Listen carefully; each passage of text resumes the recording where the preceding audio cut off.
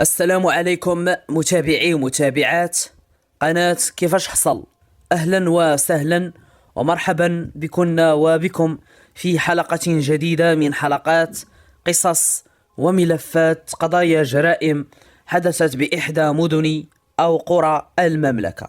بدون إطالة ندخل مباشرة في سرد تفاصيل وأطوار جريمة اليوم. في سنة 2004 بمدينة خميس زمامرة. خميس زمامرة انا فايت سمعت هاد الاسم ديال مدينه خميس زمامرة، ولكن ما عرفتش وسيتي بالضبط فين كتموقع. كي بحسب ما قال لي الاخ دابا هو معايا، قال لي راه يمكن، حتى هو ما متاكدش، قال لي راه يمكن نواحي مدينه الجديده. على اي، في واحد الدوار، واحد النهار تقريبا مع شي 8 ونص ديال الصباح، شي جيران صبحوا تما كيسمعوا صوت ديال رضيع صغير، الصوت ديالو كيبكي. ودارت الهضره بيناتهم، قال لك اودي راه هذا الولد هذا اللي تيبكي راه في هاد الدار هذه، وراه من البارح وحنا تنسمعوا تيبكي من البارح تقريبا من 9 ديال الليل هو تيبكي، كيبكي كيسكت، كيبكي كيسكت، راه باقي لحد الان. ودارت الهضره بيناتهم تما، وعارفين شكون ساكن تما، هما الجيران عارفين شكون كاين في ديك الدار. هاد الوليد هذا ولد واحد الام عازبه. الام عازبه هي اللي ولدت ولاده غير شرعيه وكذا. على اين، مع من ساكنه مع واحد السيده شوافه تما. هاد الشوافه هادي تكون في العمر ديالها تقريبا ديك 43 44 سنه. كانت مزوجه في واحد الوقت وطلقت، ما عندها لا اولاد لا والو. جات سكنت في هذيك الدار، دار في الباديه، فيها غير السفلي، ما فيها لا سطح لا والو. دار السفلي راكم كتعرفوا البنايات ديال الناس ديال الباديه. قالوا راه جات سكنت هنايا، هي راه كبرت هنا مع والديها، ولكن في واحد الوقيته هما رحلوا من هنا وبقات الدار خاويه. هي لما طلقت رجعت سكنت فيها وجابت معها هاد البنت هادي، بقات كتمارس هذاك الشعوذه ديالها. والولد كيبكي، دقوا تما الناس ما جاوبهم حد. كيفاش هاد القضيه الولد تيبكي وحنا لما تندقوا ما كيجاوبنا حتى شي حد؟ واش الولد كاين بوحدو؟ ربما خرجوا هنا ورجعوا وغير رجعوا. دازت ساعه الولد كيسكت وكيبكي، الولد كيسكت كيبكي، حتى شي حد ما كيجاوبهم.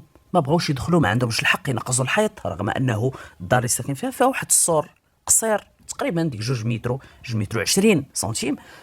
ما عندهمش الحق ينقزوا، خافوا يورطوا راسهم في شي مشكل. بقاو تيدقوا تما لعل وعسى يفتح لهم شي حد الباب ويعرفوا شنو واقع لهذا الوليد، ولكن حتى شي حد ما فتح لهم الباب. بهاد الهضره هادي غادا توصل للدرك الملكي. هاد الهضره وصلت للدرك الملكي، قالوا لي مودي راه شي ناس، راه واحد الوليد راه تيبكي، واحد الدار ساكنه فيها واحد الشوافه ومع واحد البنت وهادي، وراه هذاك الولد من البارح هو تيبكي، واليوم في الصباح راه كيبكي. لما تندقوا ما كيجاوبنا حتى شي حد، هذاك الولد راه غتوقع ليه شي حاجه.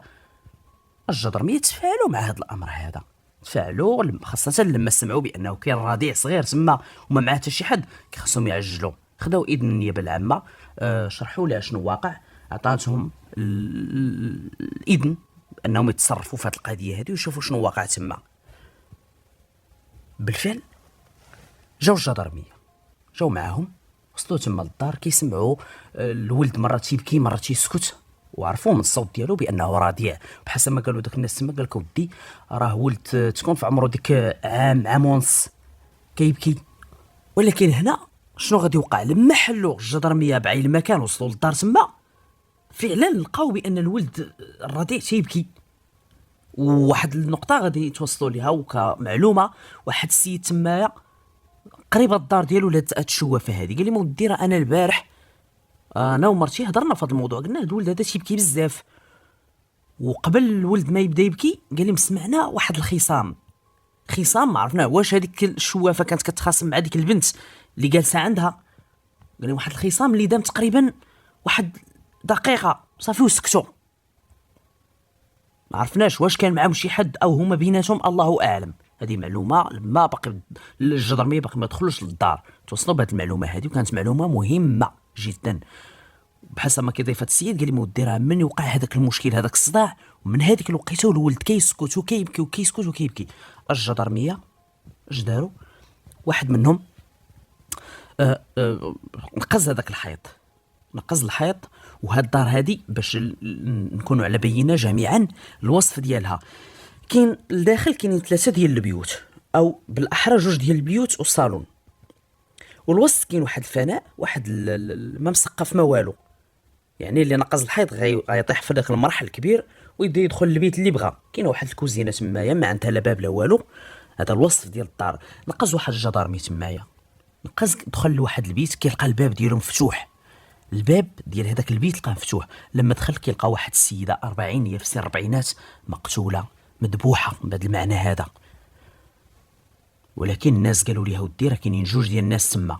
اذا فين البنت الاخرى كيقلب عليها في البيوت الاخرى لقاها ناعسه حدا الرضيع ديالها، حتى هي مقتوله بنفس الطريقه اللي تقتلت بها الشوافه. الولد تما كيبكي ما واقع ليه والو. غريبه القضيه هذه، شكون قتل هاد الناس الله اعلم. على اين خرج هذاك الجدارمي داك الدراكي، فتح الباب طبيعه الحال مستعمل القفازات باش حتى لقاو شي بصمات تما ما يخترقهمش ما يكونش واحد التدمير. دخلوا تما العناصر قال لهم ودي راه السيده مقتوله هي والبنت اللي معاها.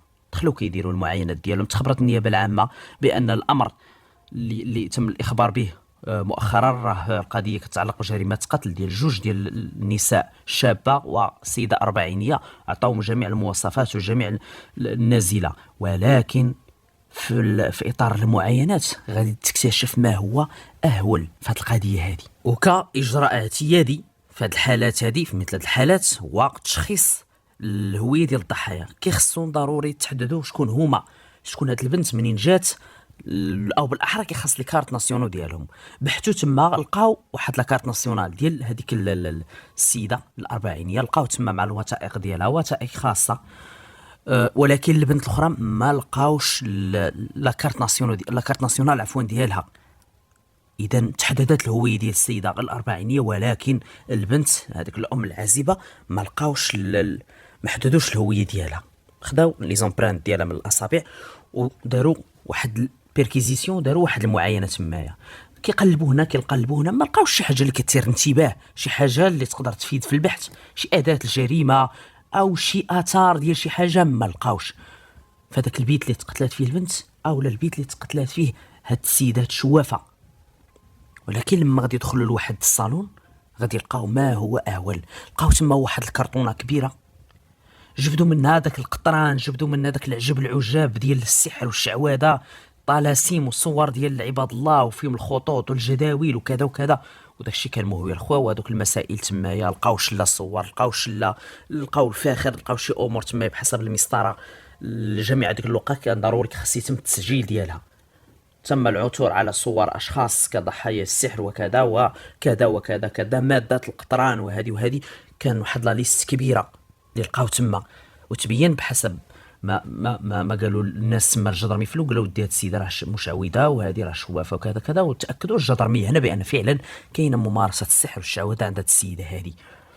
هنا سولهم قالوا لهم واش السيده الأربعينية هي اللي تت هذا؟ قال لك راه هي الشوافه، وهذيك البنت راه غير ساكنه معاها، جابتها معاها، ما عرفناش منين جابتها معاها.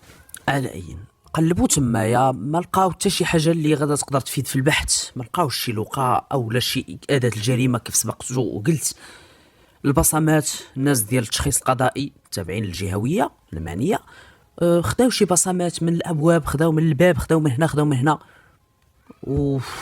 بقى البحث في القضيه معلق على حسب ما غادي يصرح به البصمات. كانوا شي بصمات برانيه داكشي اللي بغاو، ما كانش. راه البحث غادي يبقى بحث ميداني، البحث العلمي يقدر ينفع يقدر ما ينفعش.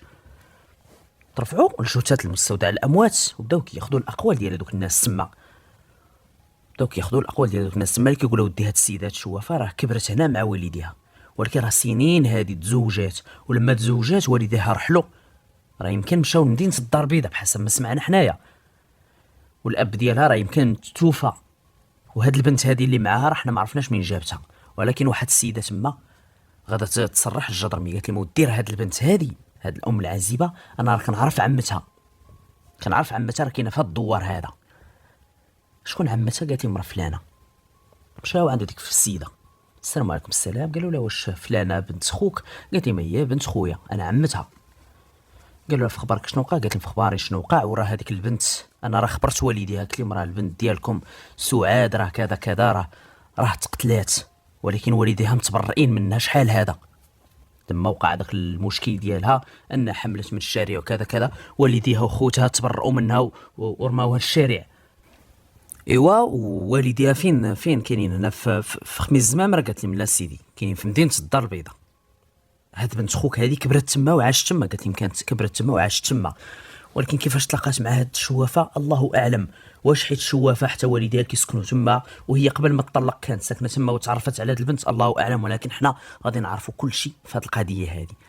قالوا لا غتعطينا العنوان ديالهم او تعطينا لادريس او التليفون الى عندك ديالهم. قالت لي سيدي عندي التليفون ديالهم، كنعيط لهم غير من التليبوتيك.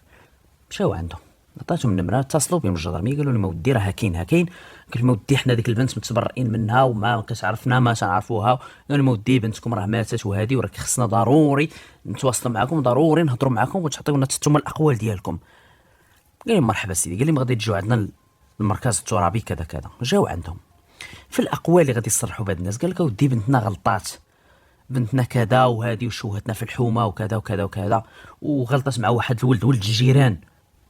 ايوا وهذا الولد الجيران حر طليق ولا في السجن؟ قال لك لا سيدي حر طليق كيدور غير تما، واحد الشمكار وواحد كذا وواحد كذا. ايوا وكيفاش جات عند هاد السيده؟ قال لك اودي هاد السيده هذه كانت تما كتسكن حدانا تمايا، كانت مزوجه بواحد السيد، ولما طلقت في واحد الوقيته حنا لما بنتنا غلطت مشات سكنت معاها، وبقينا مره هذيك السيده تنجيو عندها تنقول لها طلقي بنتنا ما بغيناش تبقى في هذه الحومه، بغينا تمشي في حالها. ولكن لما طلقت هزتها ويمكن جابتها هنايا، حنا ما عرفناش في الاول فين جابتها، واش هنا خميس الزمامره ولا شي بلاصه اخرى. هذه ديال الاخوه اللي تصرحوا بها، ولكن كيقولوا لهم واش كتشكوا في شي حد اللي يقدر ينتقم من البنت ديالكم؟ هما متحفظين ما بغيش يصرحوا بالاقوال ديالهم، هما بغاو يتبرؤوا من هذه البنت هذه. كيقولوا سيدي حنا هذه البنت ما تبقاش تهمنا وكذا. كاين الجدرمي قال لهم عافاكم البنت الله يرحمها كانت كتهمكم او ما كتهمكمش، دابا كيخصكم لابد تفعلوا مع الاسئله ديالنا، عاونونا ساعدونا باش نتوصلوا للجونات. هذا القاتل راه دار جريمه اكبر واعظم من اللي دارت بنتكم غلطات والله يرحمها، دابا اللي عطى الله عطاه. قالوا سيدي احنا ما تنشكوا في حتى شي حد، وإلا كان شي حد اللي عنده معاه شي مشكل فراه هذاك اللي حملها ولدات منه، واللي عنده معاه مشكل وقال لك سيدي ما عرفتش واش عنده معاه مشكل او لا، المهم هو اللي ولدات منه هو اللي حملت منه وكذا كذا. ولا كان قتل شي حد من جهه بنتنا، لا كان قتلهم شي حد ومن جهه بنتنا فراه هو هذاك خاينه. هذه المعلومات وهذه الاقوال اللي صرحوا بها. واخا مزيان تخبرت عفوا النيابه العامه بالامر بانه كاين واحد المعني بالامر راه كيتواجد في مدينه الدار البيضاء، عطاتهم اذن بالانتقال او ديباسي النفوذ الترابي ديال الامن الوطني. مشاو شي عناصر اللي غادي يلقيو القبض على هذا الولد هذا اللي حمل هذيك البنت كمشتبه فيه، خصهم يجيو يعطي الاقوال ديالو كذا كذا. مشاو شي عناصر غادي يجيبوه، وفرقه اخرى تكلفت بانها تتواصل في اقرب وقت مع العائله ديال الشوافه ديك السيده الاربعينيه تقريبا 43 42 سنه، توصلوا للعائله ديالها. العائله ديالها كذلك بمدينه الدار البيضاء. في الاقوال ديالهم كيقول لك اودي بنتنا كانت مزوجه بواحد السيد، واحد الاطار امني في الامن، وطلقت دابا تقريبا واحد العام ونص او عامين، وكانت جات سكنت معنا هي وواحد البنت جابتها معها تقريبا واحد 3 ايام 4 ايام، ما عجبهاش الحال. قالت لنا انا غادا نمشي نسكن في الدار اللي كنا ساكنين فيها في خميس الزمامره. هذه الام كتقول ودي، قلت لها سيري توكلي على الله. ايوا وعارفه بنتك بان كانت شوافه؟ قالت لي كنت عارفه سيدي بصراحه هي هذه. هنا ولا لازم ضروري يستمعوا لهذاك المعني بالامر اللي حمل هذيك البنت، وضروري يستمعوا للطليق ديال هذه السيده هذه. بالفعل توصلوا للطليق ديالها. في الاقوال ديالو صرح لهم بصريح العباره، قال لي مودي انا فعلا هذيك السيده طلقتها. علاش سيدي طلقتيها؟ قال لي مودي قتلتني بالسحر، قتلتني بالشعوذه بالطلاسيم، تندخل الدار كان هذه كل مره كنكتشف حاجه كل مره كذا. قال لي ما انا فات السن نخاف على راسي شي نهار توكلني شي حاجه. قال لي ديك السيده ما بقيتش كنتفاهم انا وياها، ما بقيتش كنثيق فيها. قلت لها بنت الناس انا غادي نطلقك وغادي نعطيك جميع القوانين ديالك على يد المحكمه. بالفعل درت طلاق شقاق وطلقتها وعطيتها النفقه ديالها والمسائل تعويضات وهذه صافي وطلقنا. ما بقيتوش تواصلتوا من الطلاق ديالهم؟ قال لك لا سيدي ما بقيناش طلقنا. شحال دابا باش طلقتوا؟ قال لك سيدي راه قرابه عام ونص او ربما ازيد من ذلك. فاش خدمت؟ قال لي سيدي انا راه كذا اطار امني موظف كبير في الامن. قال لي مدير كذا هادشي اللي كاين. سمعوا الاقوال ديالو عطاو مضاف في المحضر. اذا هذا السيد هذا كيقول ودي انا ديك السيده طلقتها لانه السحر والشعوذه ما بقيتش كنتيق فيها، وليت كنخاف توكلني شي حاجه، تنخاف على صحتي، قال لي اضطريت انني نطلقها، ودابا راني مزوج وكذا وكذا. بالفعل السيد من بعد ما طلق راه طبيعي غادي يمشي يتزوج، ديال الاقوال ديالو ما قدمش شي معلومات اللي تقدر تفيد في البحث. ولكن لما جابوا هذاك الولد اللي حمل هذيك البنت، قال لي مودي انا فعلا انا غلطت انا وهذيك بنت الجيران، وانا طلبت يديها من والديها، ولكن والديها قال لك ما صافي ما بقاوش هذيك البنت، قال لك ما بقات عندنا بنت للزواج، بناتنا كاع زوجناهم وهما تبرؤوا من هذيك البنت. انا هذيك البنت من هذيك الوقيته بغيت غير نعرفها فين كاينه، بغيت غير نتواصل معاها، قال لي ما بقيتش عرفتها فين كاينه. قال لي من هذيك البنت مستعد نتزوج بها وكذا وكذا، ولكن ما خبروا قالوا لي ودينا لقيناها مقتوله. الولد كيقول انا هذيك البنت غلطت معاها وحبيتها وبغيتها، وهي هي حبتني وبغاتني، ولكن والديها هما السبب في هذا الشيء هذا. والديها لما كيجيو عندهم الوالدين ديالي كيقولوا لهم بغينا البنت ديالكم، دابا راه اللي وقع عطيوها الولد ديالنا، كيقول لهم السيدي البنت ديالنا ما عندنا حتى شي بنت، لا بانت لكم شي بنت هنا في دار الزواج نعطيوها لكم، حنا ديك البنت ما بقات بنتنا، ما جراو عليها بهذا المعنى هذه. الولد كيقول ودي انا ديك البنت ما كرهتش انا نتزوج بها، انا كون بقات حيه انا كنت كنقلب عليها، انا كون لقيتها كون ما عرفتش شنو ندير باش نتزوج بها، انا ديك البنت حبيتها وهي هي حباتني. اذا هذا الولد هذا تبين بحسب الاقوال ديالو لحدود الساعه، وبحثوا معاه وعمقوا معاه البحث. فين كنتي هذيك الليله؟ قال لي مودي انا راه كنت غير في الدرب تما. فاش خدام؟ قال لي ما سيدي انا راه ما عندي لا حرفه لا والو، مره تنخدم هنا مره تنخدم هنا مره تنخدم هنا، مدوز الحبس. قال لي من لا، وبالفعل لما طالعوا على لافيش انثروبوميتريك ديالو كيلقاو بلي ما عنده حتى شي سابقه.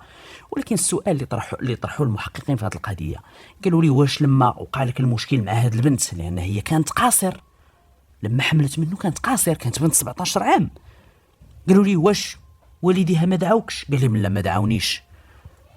غريبه القضيه هذه، البنت غادا تحمل قاصر، والديها عوض ما يديكلاريو او يهزوا بها واللي وقع والغلط كيوقع ما ديكلاراو، البنت جراو عليها.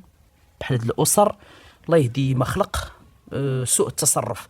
على اي الولد خرج للبحث المعمق معاه بانه ما عنده حتى شي علاقه بهذه القضيه، وتبين بانه في ديك الليله كانت تما في دربهم. ولكن السؤال المطروح في هذه القضيه هذه، الا كان هذا الطليق هذا ما عنده حتى شي علاقه، وتبين البحث المعمق معاه بانه ما عنده حتى شي علاقه، واذا كان هذا الولد هذا اللي حمل هذيك البنت ما عنده حتى شي علاقه، فشكون القاتل؟ حنا كيف قلنا لما دخلوا الجراميه تما لقاو جوج ديال الضحايا، الرضيع باقي حي، هذا اللي دخل قتل هذه السيده وهذه البنت ما قتلش الرضيع. علاش ما قتلش الرضيع؟ الله اعلم. وهنا توصلوا وتبين في الاستنتاجات ديال الدرك الملكي والمحققين اللي مكلفين بهذه القضيه، قالوا بما ان الجاني ما قتلش الطفل، اذا يا اما هذا عنده مشكل مع الشوافه، دخل قتل الشوافه وكان كيخصو يحيد الشك، هذيك البنت ما شافته ربما او شي حاجه صفاها لها حتى هي، ما تيهموش هو الرضيع. ربما هذا الشيء هو اللي استنتجوه لحدود الساعه، هو الاستنتاج ديال المحققين. ونبان هذا الامر هذا على دوك المعلومات السابقه اللي داك السيد قال لي مودي حنا ديك الليله سمعنا الغوات، سمعنا الصداع، صوت هذيك البنت وصوت هذيك السيده، قلنا ربما راه كيتخاصموا بيناتهم والله اعلم.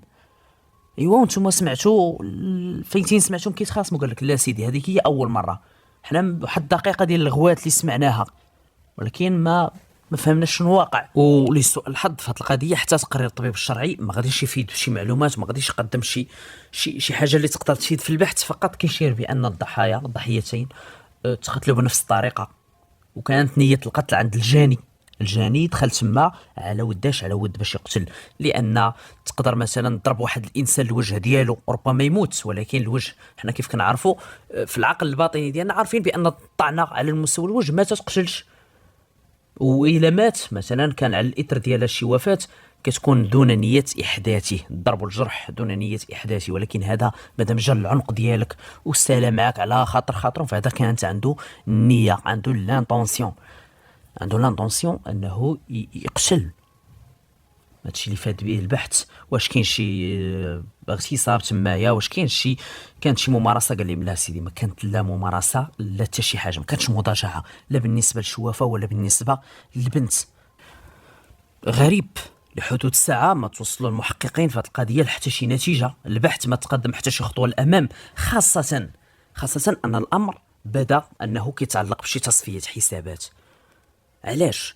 لان لما دخلوا الجدرميه تما عثروا على الوثائق الخاصه، الوثائق الشخصيه بهذيك السيده هذيك الشوافه، لقاو فلوس تما، لقاو فلوس، لقاو واحد المبلغ مالي محترم.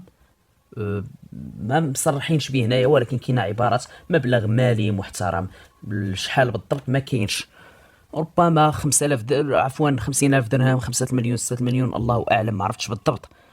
ولكن تبين بان الامر ما كيتعلقش بالسرقه، رغم ان بحسب المعاينه تما تبين بان الجاني ربما كان بالامكان ديالو يسرق، لان ديك الفلوس ما كانش مخزونه بشكل دقيق او مخبيه بشكل دقيق، لا، كان بالامكان ديالو غادي يفتح واحد الخزانه تما، غادي يجبد الوثائق ويجبد الفلوس، لان الجدرميه لما دخلوا تما فتحوا غير واحد الباب ما فيه لا قفل لا والو، واحد الماريو، ولقاو تما الوثائق، لقاو لا كارت ناسيونال ديال الضحيه. السؤال اللي تطرح في هذه القضيه، واش الجاني كيعرفهم كان عندهم، كان داخل عندهم؟ علاش؟ لان الباب لقاو مسدود من الداخل، الجدرمي اللي دخل نقز الحيط. واش الجاني نقز الحيط؟ ما عرفتش، الله اعلم. وحتى الناس ديال التشخيص القضائي، البصمات اللي رفعوا تمايا هما بصمات ديال البنت وبصمات ديال الضحيه، ديال الضحيتين عفوا، ديال الشوافه وديال هذيك البنت اللي معاها، ما كاينش شي بصمه برانيه تما. وهذا كان امر طبيعي، ما غادي يلقاو حتى شي بصمه برانيه. علاش؟ لان الباب لقاوه مسدود من الداخل، يعني الجاني احتمال كبير انه دخل من البر، دخل من نقز الحيط، ولما بغى يخرج عاود نقز الحيط باش ما يخليش البصمات ديالو في الباب. ربما قلبوا تمايا البصمات ما لقاو حتى شي بصمه برانيه. ومرات شهور على هذا البحث، على هذه القضيه هذه، دازت تقريبا واحد 3 شهور وما توصلوا حتى شي حاجه، بقى البحث مستمر، مره تيبحثوا مره كذا، وترفعات النيابه على انه هذا الملف هذا لحدود الساعه ما تم العثور فيه على حتى شي جاني او حتى شي قضيه جديده. بقى الملف مفتوح وداز كيف قلنا المده ديال 3 شهور. وهنا شنو غادي يوقع؟ واحد النهار تقريبا قرابه ديك 3 ديال العشيه، جات واحد السيده مراه كبيره شويه في العمر، تقريبا ديك 62 63 سنه، جات للمركز عند الدرك الملكي، قالت لي سيدي بغيت نبلغ بواحد الجريمه قتل. جريمه قتل؟ قالت لي بغيت نبلغ على واحد جريمه قتل كانت وقعت هنايا، داك اللي قتل الشوافه انا تنعرفو. يا مرحبا، لا تفضلي. دخلوها، عطاوها كرسي، خداو لا كارت ناسيونال ديالها، حدوا الهويه ديالها، انت فلانه فلانه، يا سيدي لاباس بخير كذا، هضروا معاها. لا ربما السيده هذه عندها شي مشكل، ولا هضروا معاها، تبين بان السيده طبيعيه في كامل قواها العقليه. واخا لا تفضلي. قالت لي سيدي انا تنعرف شكون اللي قتل هذيك الشوافه. شكون قتلها؟ قالت لي راجل بنتي. راجل بنتك؟ ايوا، وعلاش قتلها؟ قالت لي ما عرفتش، المهم اللي قتلها هو راجل بنتي. وانت باش عرفتي؟ قالت لي قالتها لي بنتي. وبنتك باش عرفات؟ قالت لي سيدي راه عارفه بان راجلها هو اللي قتل هذيك السيده. وعلاش؟ قالت لي سيدي جيبوا بنتي، راه هي اللي غادا تكمل لكم وتقول لكم شنو وقع بالضبط. انا اللي عارفه هو ان راجل بنتي هو اللي قتل هذيك الشوافه. ايوا، وانت عرفتي بان راجل بنتك هو اللي قتل هذه السيده هذه؟ قالت لي عاد عرفت، عاد بنتي قالتها لي. مزيان، مشاو جابوا بنتها، مشاو باش يلقاو القبض على داك السيد، ما لقاوهش. راجل بنتها ما لقاوش. جابوا البنت ديالها، قالوا لا لا لا، الام ديالك كتقول بلي راجلك هو اللي قتل هذيك السيده. قالت لي سيدي هو اللي قتلها. باش عرفتي؟ قالت لي قالها ليا، وهذيك الليله اللي كان غادي يمشي يقتلهم، قال لي انا غادي نمشي نقتلهم، غادي نمشي نقتل الشوافه. وعلاش؟ وقالت لي سيدي الصراحه انا غادي نقولها لكم. قالت لهم انا كنت كنمشي عند هذيك الشوافه، راجلي كان كيسكر، راجلي كان كيخوني، كيدير كذا كذا، واحد الوقيته مبقاش بغى يعطيني مصروف ديال الاولاد، وانا والده معاه 3 ديال البنات، وهذه هو خدام كيبيع ويشري وعنده الفلوس وكيمشي يخسرهم على وحدين اخرين. قلت لهم انا مشيت عند هذيك السيده هذيك الشوافه باش كذا باش كذا باش كذا، باش زعما تسحر ليه، او ربما دير ليه شي حاجه باش هاد السيد زعما يتجمع الشمل. هذا في الاعتقاد ديالها، وهذا الشيء بحسب ما صرحت به هي. قالت لهم هو واحد النهار لقى شي طلاسيم، لقاهم دايره لي في المخده، قال لي انت كتسحري ليا وانت كذا وكذا، وضربني وقال لي عد من، قلت لي راه فلانه. قالت لي هذيك الساعه خرج تقريبا شي ساعه ورجع قال لي هذيك خيتي غادي نمشي اليوم غادي نقتلها. قالت لي هز واحد الموس كبير ومشى، دارو في الموطور ومشى، دا معاه الموطور. قالت لي دا معاه الموطور، ولما جا قال لك راني قتلتهم. قالت لي سيدي ديك الليله كاع ما بات هو في الدار كاع، والغد ليه سمعت بان راه الشوافه لقاوها مقتوله. ولكن انت باش عرفتي بانه فعلا هو اللي قتلها؟ وقالت لهم هو اللي قتلها. ولكن هاد السيده هاد الزوجه هي والام ديالها علاش جاو تيديكلاريو؟ علاش؟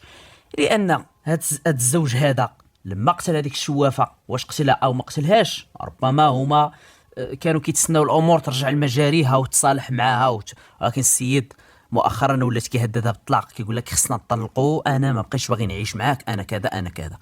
انت انسانه سحاره، انت مشعوذه، انت والام ديالك. السيد مني ما بغاتش دير معاه طلاق اتفاقي بحسب ما قالوا هما، قالوا سيدي راه رافع علينا دعوه ديال طلاق الشقاق، قال لك انا مستعد نعطي جميع الحقوق لوليد لبناتي ولك ونطلقوا، الله يعاوننا ويعاونك. هما ما رضاوش، هما ما تصرطتش ليهم ان هذاك السيد يطلق الزوجه. هذيك السيده اللي جات كديكلاري ما رضاتش ان راجل بنتها يرفع عليهم دعوه ديال الطلاق ويطلق بنتها. قالوا شنو نديروا؟ غنصيفطوه للحبس. واش هو اللي قتل او ماشي هو الله اعلم، ولكن اللي غادي يبين بانه فعلا هو القاتل لما كيجيو للجدرميه للدار ما كيلقاوش. كيجيو للدار ديال الام ديالو كتقول لهم السيدي راه ما كاينش. صحابو كيقولوا ودي ما شناش. اذا السيد غبر، السيد غبر على الانظار. فين خدامه السيد؟ قال لك اودي راه كيبيع ويشري. فاش كيبيع ويشري؟ كيبيع ويشري راه عنده الكسيبه، عنده البهايم كذا كذا، راه موالف هو تيمشي فين البهايم ديالو. قال لك ها هي السيدي عنده واحد الكوري في الدار ديال مو، عنده واحد الكوري عنده خوتو تما عندهم البهايم تما. قال لك اودي راه ما عرفناش شنو واقع، ما عرفنا فين زاد، ولكن هما عارفينه شنو داير شنو واقع. خبرون البوليس عفوا الجدرميه، قالوا لي ودي الولد ديالكم راه متهم بجريمه قتل ديال هذيك السيده الشوافه. العائله ديالو كيقول لك ودي ما عرفتش، حنا ما عرفناش هو اصلا شنو واقع به دابا، راه غبر دابا وكذا وكذا كذا. السيد لما ساق الخبر ربما بان حماتو ام الزوجه ديالو والزوجه ديالو مشاو كيديكلاريو به بانه هو اللي قتل، لاذ بالفرار. لقاو الموطور ديالو تمايا في الدار، قلبوا الدار تمايا ما لقاو لا السكين لا حتى شي حاجه. ولكن السيد فينا هو الله اعلم. تصدرات في حقه مذكرات بحث تحت اشراف النيابه العامه طبيعه الحال وبعد الاذن ديالها، مذكرات بحث على الصعيد الوطني. وبقاو مره بعض العناصر الجدرميه كيجيو بدون الزي، كيجيو في سياره مدنيه بشكل مباغت، كيشوفوا واش كاين في الدار، واش كاين في الدار ديال مو، واش ولكن ما كيلقاوش. دازت واحد المده قليله تقريبا شي ايامات قليله ويجي واحد الولد هو شكون؟ هو اخ الزوجه. قال لي ودي نسيبي كتقلبوا عليه راه كاين. فين كاين؟ قال لي راه كاين عند واحد صاحبه. قال لي عاودوا خرجوا معايا دابا راه يقدر يخرج. قالوا لي فين؟ قال لي ودي راه هنا في الدوار. خرجوا مشاو معاه، لقاو عند واحد صاحبه تمايا، لقاو كيتكيفوا وياه كيتكيفوا الكيف، لقاو عليه القبض بدون كلام بدون مقاومه، عرف راسو اش كيدير. جابوه للمركز، قالوا لي واش عرفتي علاش كنا كنقلبوا عليك وعلاش انت كنتي هارب اصلا؟ قال لي ما عارف. قالوا لي سيدي عاود لينا شنو وقع بالضبط. مرتك عاودت لينا شنو وقع. خرجتي قلتي لها انا غادي نمشي نقتل هذوك الناس، لقيتي ضبطتي الزوجه ديالك بانها تتسحر لك وكتشعود لك وكذا وكذا، وهزيتي سكين وهزيتي الموطور ديالك وخرجتي قلتي لها انا غادي نتوجه باش نقتل هذيك السيده. وهذيك الليله ما بتيش. قال لهم فعلا السيدي انا قتلت هذيك السيده، قتلت الشوافه. ايوا وقتلتي البنت اللي معاها؟ قال لهم حتى هي قتلتها. قال لهم قتلت البنت هي الاولى، عاد قتلت الشوافه. عاودينا شنو وقع بالضبط. في الاقوال ديالو بحسب ما صرح به هذا الولد هذا، قال لي ودي انا واحد النهار قال لي بالصدفه لقيت شي طلاسيم في ذاك في واحد المخده. قال لي مسول الزوجه ديالي قلت لها شنو هادشي؟ بدات كتبكي قالت لي كذا كذا. قلت لها وشكون؟ واش الام ديالك هي اللي تدير هادشي؟ قالت لي لا ماشي الام ديالي. وشكون؟ قالت لي الشوافه. اين شوافه؟ قالت لي هذيك اللي عندنا في الدوار. قال لي انا لما لقيت داك الشيء قال لي عرفت حياتي غدا في اتجاه المعاكس. قال لي راسي تيضرني البيع والشراء، ما بقيت كنبيع والو. قال لي كنمشي للسوق ما كنتقدم ما تنبيع. قال لي عرفت بان هادشي هاد السيده خارجه عليا. السيد ربما تزامنت ليه، حيت كل واحد فينا تيضر راسو تيألمو راسو. تقدر الا ما فطرتيش مزيان تيضرك راسك، تقدر الا ما نعستيش مزيان تيضرك راسك، تقدر شي اسابيع ما تتبيع ما تشري، تتكون الحركه التجاريه والاقتصاد طايح شويه وكله وزهرو. هو تزامنت ليه ربما مع داك الشهر ولا مع داك الاسبوع اللي ما باع ما شرى فيه، راسو تيضرو. ربما هذاك النهار لقى راسو تيضرو، قال هادشي هو هادشي الطلاسيم هما سبابي. اش دار؟ شد الزوجه ديالو قال لي مسلختها. قال لي مخرجت. قال لي مشيت جمعت مع شي صحابي ورجعت في واحد الوقيته سكران. قال لهم هزيت موز، قلت لها انا هذيك خيتي انا غنمشي نقتلها. قال لي ما انا كنت سكران. وبالفعل الزوجه قالت لي مودي لما رجع خدا السكين، هز واحد الموس كبير دارو في الموطور. قالت لي مرة كان سكران، خرج قال لي يلا نقتل الشوافه. هي ما عرفتش واش فعلا قتلها ولا لا، ولكن ما يشير ما يوحي بذلك هو انه قال لها غادي نمشي نقتل الشوافه. والغد ليه سمعات الخبر ديال ان الشوافه لقاوها مقتوله. هو هذيك الليله ما باتش في الدار. في الاقوال ديالو كيضيف قال لي مشيت انا ومشيتي بوحدك. قال لي لا. شكون مشى معاه؟ قال لي مشى معايا واحد صديق ديالي. تا هو مشارك معاك في هادشي؟ قال لي لا، هو بقى في الموطور، بقى بعيد على الدار. قال لهم انا قلت لي تسناني هنا. لما جا شنو دار؟ نقز الحيط ودخل. لما دخل لواحد الصالون لقاه خاوي، ما لقى فيه حتى شي واحد. دخل البيت الثاني لقى فيه هذيك البنت هي والرضيع ديالها. لما دخل هي دورت عينيها شافته غوتات، هو يزرب عليها شد لها فمو وصفها لها وخرج كيقلب على الشوافه. دخل البيت الثاني قال لهم لقيتها باقا فايقه. قال لهم لما سمعت الغوت ديال البنت قال لهم لقيتها جايه خارجه. قال لهم شديتها رجعتها للبيت. قال لهم كتغوت، شديت لها فمها بقيت كنتعاقر انا وهي. قال لهم تصفيتها لها في البيت ديالها. كانت هذه الاقوال والتصريحات ديالو. واكدوا عليه الجدرميه، قالوا لي واش صاحبك كان معاك؟ قال لهم فعلا سيدي كان معايا، ولكن راه ما دار حتى شي حاجه. جابوا هذاك صاحبه قال لي مودي فعلا انا جيت معاه، ولكن انا ما عرفتش شنو غادي يدير ولا شنو واقع. قال لي يلاه معايا، مشيت معاه بغى يبرأ راسو، ولكن قالوا لي ولدي انت مشيتي معاه عارفي غيقتل. السكين قدو قداش ديرو في الموطور، وقال لك تسناني هنا في الظلمه وما تبانش لي يشوفك شي حد وكذا كذا. وخرج وقال لك انا قتلت، علاش ما جيتيش بلغتي؟ علاش؟ وبالتالي فغتحرر المحضر الرسمي في حقه حتى هو، وغادي يتقدم للعداله وغيتحكم ب10 سنوات. هذا الزوج هذا الجاني القاتل تحكم بالمؤبد، السجن المؤبد. كانت هذه هي مسطره لحلقه اليوم. هذا السيد هذا ربما لما ضبط الزوجه ديالو تتسحر ليه تتشعوذ لقى دوك الطلاسيم، شاف بانه ربما تزامنت كيف قلت بانه مريض، واي واحد فينا تيمرض ربما تاثر بهذا الشيء هذا. خرج مشى جمع مع صحابه، ربما عمروا ليه راسو قالوا لي كذا كذا، رجع هز السكين مشى قتل هذيك السيده. ورجعتي دازت ايام ورفعتي دعوه الطلاق على الزوجه ديالك، بغيتي تطلقها. علاش هادشي كامل؟ صافي مني لقيتيها كتسحر ليك طلقها سيدي، طلقها، مابقاتش خدامه لك. فعلا انا لا ضبط الزوجه ديالي تدير هاد الامور هادي راه غادي نطلقها بدون تردد، لان هذه راه الخطر ريسك، تقدر توكلك شي حاجه الله يسر تدمر لك الحياه ديالك. السحر المأكول ماشي هو السحر، واللي ما تيامنش بالسحر بعض الناس غيقول لك في التعليقات اش من سحر اش من شعوذه. انا تنآمن بالسحر وتنآمن بالعين، العين حق والسحر حق والجن موجود وكل شيء حق. هذا الشيء هذا مذكور في كتاب الله عز وجل في السنه النبويه. وهذا هنا فين تتجلى قول الله سبحانه وتعالى ويفرقون بين المرء وزوجه. ها هي هاد السيده هذه اللي هاد الشوافه هذه طلقت بسبب علاش طلقت الزوج ديالها؟ بسبب الشعوذه والسحر. لما طلقت جات هي تنصب على عباد الله الشعوذه والسحر. هاي فرقت بين السيد ومرته، صدقات لا صدق، هو غادي للحبس هي غادا للقبر. الزوجه ديالو عندها 3 ديال البنات غادي يتشردوا. وشنو سبب هادشي؟ الحرام، الفساد، الشعوذه. استغفر الله ولا حول ولا قوة إلا بالله العلي العظيم. نتمنى أن هذه الجريمة وهذه المسطرة تكون عبرة لبعض الناس. راه هاد الأمور هذه راه ما صالحة شيء. كنآمن بأنه السحر كاين والعين كاينة، ولكن ما تنآمنش بها بأنها غتأثر عليا. لا، يقدر واحد الانسان لقيتو شي يسحر لي، هذا راه ممكن ماشي غير يسحر لي، يقدر يأذيني، يقدر يقتلني، كيخصني نبعد منه، ولكن ما نآمنش بأن داك الشيء راه غيأثر عليا وغيقلب لي حياتي وكذا وكذا. لا أبدا. تذكر دائما قول الله سبحانه وتعالى وما جئتم به من سحر فإن الله سيبطله. كانت هذه حلقة اليوم، أتمنى أن الرسالة تكون وصلت. أشكركم متابعينا الكرام على حسن الإصغاء والمتابعة، وإلى اللقاء في الحلقة القادمة إن شاء الله، والسلام عليكم ورحمة الله.